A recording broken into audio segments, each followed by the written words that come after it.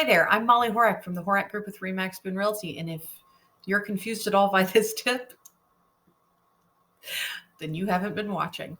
Hire a real estate agent. They do this every day. Hire someone who does it all day, every day. Hire someone who is a true local expert. Hire someone who knows more than you do. Because if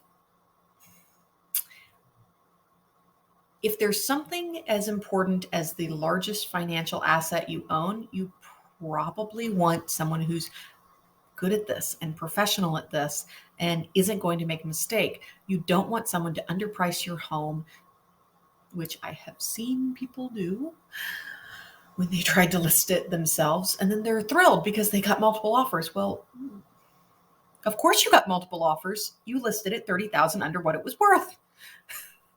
No wonder you went above asking, or whatever it might be. Hire someone who is a true professional at this and knows what they're doing and has the track record to prove it.